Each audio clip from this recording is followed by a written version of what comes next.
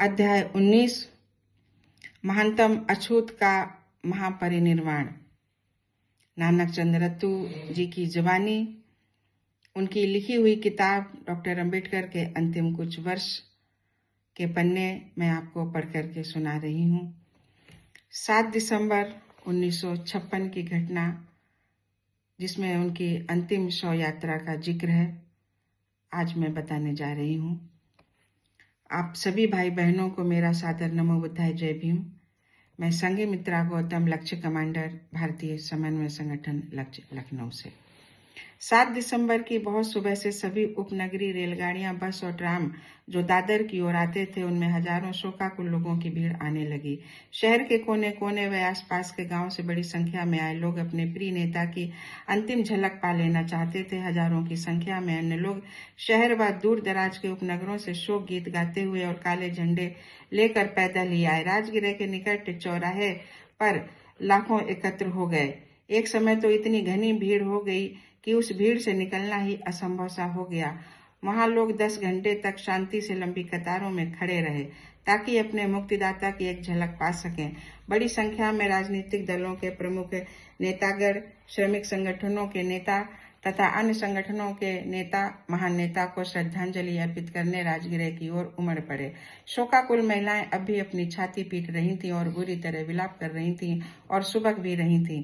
उनमें से कई तो बेहोश होकर गिर भी गईं। उन्हें वहां से हटाकर प्राथमिक उपचार देना पड़ा। हिंदू कॉलोनी में जहां सकरी गलियां थी, मानो मनुष्यों की नदियां प्रवाहित हों, एक दूसरे को काट रही हों। कई बच्चे उनमें खो गए। पूरा मुंबई जबरदस्त शोक में डूब गया। हजारों लोग पूना, सतारा, नागपुर व नासिक से मुंबई आ पहुंचे ताकि दाह संस्कार में शामिल हो सकें। अन्य कई हजार लोग शहर के सुदूर कोनों व उपनगरों से शोक गीत गाते हुए, काली पट्टियां बांधे और काले झंडे लिए हुए पैदल ही राजगीर आ पहुंचे। दोपहर तक राजगीर पहुंचने वालों की इतनी जबरदस्त भीड़ हो गई कि कई बार भगदड़ से बचने के लिए पुलिस को हस्तक्षेप करना पड़ा। पुलिस अधिकारी व सिपाही भीड़ को नियंत्रित करने की असफल कोशिश कर रहे थे। अधिक से अधिक वे इतना ही कर पा रहे थे कि एक गली से चलकर चक्कर लगाकर दूसरी गली से आ जाते थे। लगातार बढ़ती भीड़ में दम न घुट जाए, इससे बचने के लिए पुलिस को हल्का लाठीचार्ज भी करना पड़ा। अब तक पैदल ही बाबा साहेब की झलक पाने के लिए राजगृह चले आ रहे थे। राजगृह के बाहर का दृश्य कुछ ऐसा था जैसे मानवता का विशाल समुद्र लहरा रहा हो। लोगों के सर श्रद्धा से नत थे। बहुतों के हाथों में पुष्पमालाएं थीं। पुष्पमालाओं के पहाड़ से घिरा चिर निद्रा में लीन बाबा साहब का पार्थिव शरीर राजगृह के परिसर में लौह सिक्कों के निकट द्वार मंडप में दर्शन के लिए रखा गया। बौद्ध भिक्षु के काषाय वस्त्र में उन्हें ढका गया। सिर के पीछे हाथी दांत की बुद्ध प्रतिमा रखी गई। एक जीवट वाले योद्धा का पवित्र व भव्य चेहरा शांत व निश्चिंत दिख रहा था। शरीर के चारों ओर मोमबत्तियां रखी थीं और चारों कोनों में अगरबत्तियां सुलग रही थीं। डॉक्टर अंबेडकर के इकलौते पुत्र यशवंतराव अंबेडकर उनके सर के पास बैठे थे। उनकी आंखें दुख से लाल हो रही थीं। उनके भतीजे मुकुंदराव अंबेडकर सिर के दूसरी ओर बैठे थे। अन्य रिश्तेदार बुरी तरह क्रंदन करते हुए उनके चारों ओर बैठे थे। सुगंधित धुएं की धुंध के मध्य ऐसा लगता था मानो मृत्यु ने उनके जीवन की सारी कटुता को निकालकर बाहर कर दिया हो। इधर कुछ कारणों से उनके चेहरे पर छाया रहने वाला तनाव विलुप्त हो गया था। महानतम अछूत अपने अनुयायियों के साथ पूर्ण शांत था। डॉक्टर अंबेडकर के घर की ओर जाने वाली हर सड़क पर स्त्री, पुरुष और बच्चे जो पार्थिव शरीर के पास से गुजर रहे थे, वास्तव में रो रहे थे।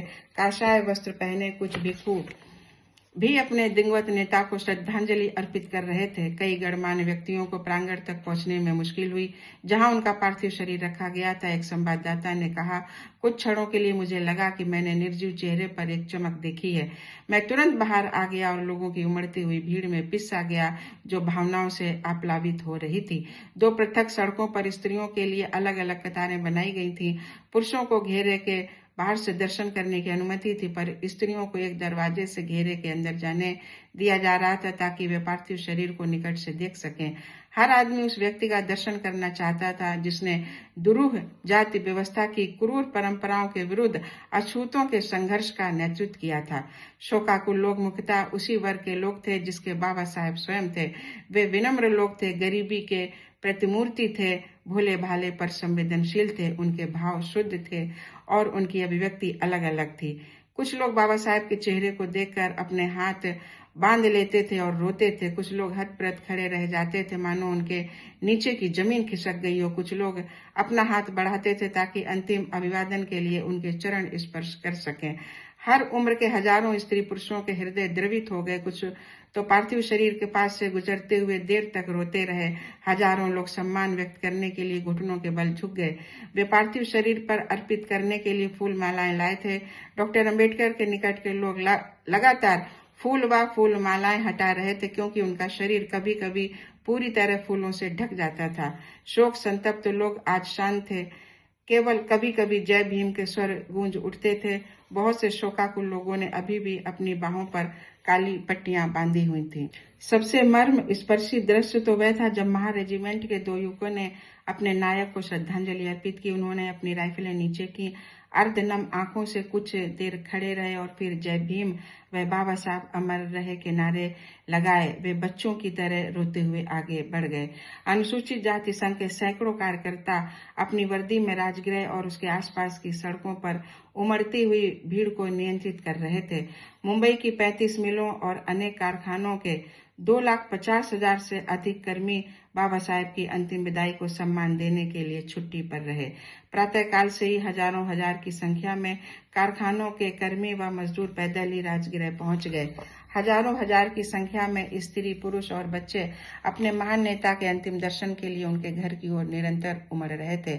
उनके अनुयायियों ने अपने व्यापार व वाणिज्यिक संस्थानों में हड़ताल रखी। अनेक सरकार से संबद्ध संस्थाओं मसलन टकसाल व नेवल डॉकयार्ड में आधा अधूरा काम किया।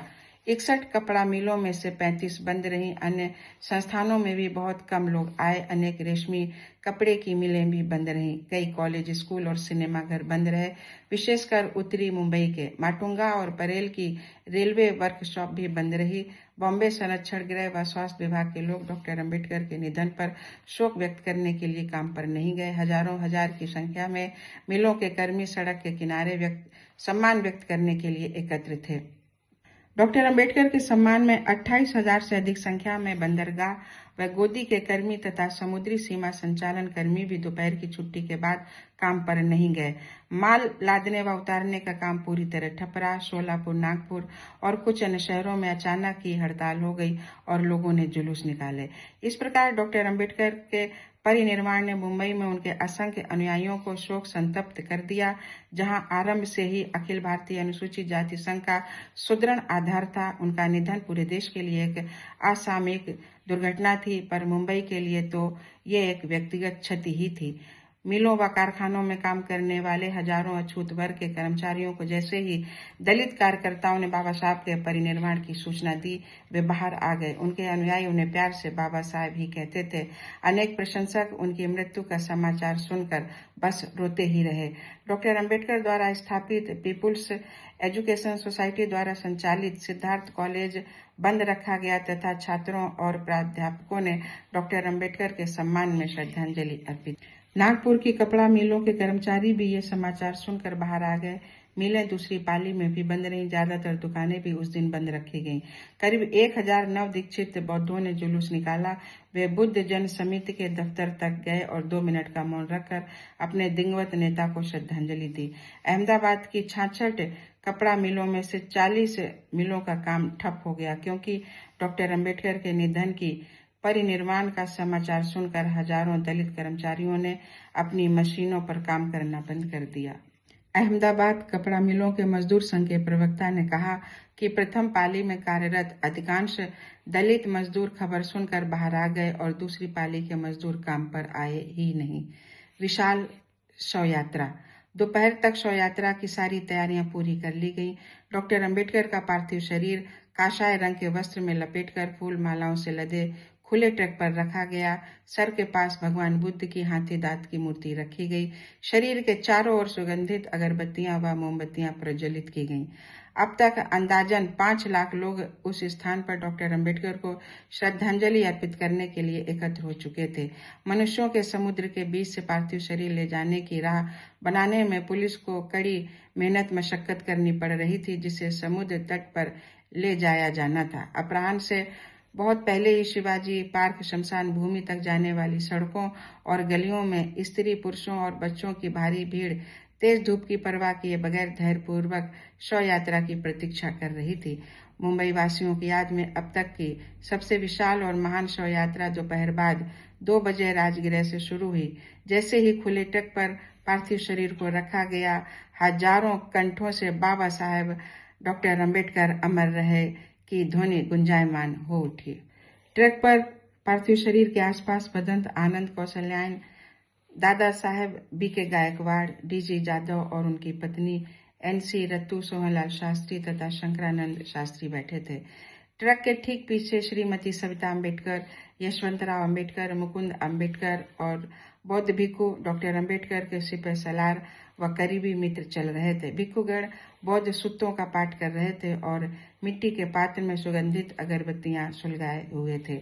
दोपहर से ही हजारों की संख्या में लोग तपती हुई धूप की परवाह किए बगैर शव यात्रा के 4 मील लंबे पथ के दोनों ओर कतारें लगाकर खड़े थे ताकि अनुसूचित जाति संघ के विलक्षण नेता के अंतिम दर्शन कर सकें। शव यात्रा के आगे एक तख्ती पर बाबा साहेब के परिनिर्वाण यात्रा अंकित कर प्रदर्शित किया गया था। परेल से यह भी सूचना मिली कि डॉक्टर अंबेडकर का एक चित्र जल्दी जल्दी तैयार किया गया है और उन्हें कुछ लोकप्रिय मुद्रा में बैठा दिखाया गया है। शव यात्रा चलने से पूर्व भी दर्शक उसे उत्सुकता से देख रहे थे। भीड़ अनुशासित थी, पर उसकी विशालता प्राय दलित नेताओं को परेशान कर रही थी, जिनके ऊपर अंतिम यात्रा के प्रबंध की जिम्मेदारी थी। कभी कभार जय भीम के स्वर के अतिरिक्त यात्रा की शांतिपूर्ण थी। हड़ताल से वाहनों के आवागमन पर कोई प्रभाव नहीं पड़ा, लेकिन दादर पुल के उत्तर में उमड़ती हुई भारी भीड़ से सड़कें जाम हो गई थीं। कभी कभार जय भीम के स्वर के अतिरिक्त यात्रा ही शांतिपूर्ण थी। हड़ताल से वाहनों के आवागमन पर कोई प्रभाव नहीं पड़ा, लेकिन दादर पुल के उत्तर में उमड़ती हुई भारी भीड़ से सड़कें जाम हो गई थीं। 2 मील से ज्यादा लंबी शव यात्रा हर वर्ग के लोगों के उमड़ते समुद्र के समान थी। 5 लाख से अधिक शोकाकुल लोग थे, जिसमें 2 लाख से अधिक तो महिलाएं ही थी। ऐसी शव यात्रा मुंबई के इतिहास में कभी नहीं देखी गई थी। बहुत मंद गति से शव यात्रा विस्काउंट रोड, पाईव्याड़ी, परेल, एल्फिंस्टन, पुल, सयानी रोड और गोखले रोड से होकर गुजरी। साथियों, आगे की बातें मैं आपको अगले वीडियो में बताऊंगी। तब तक जय भीम।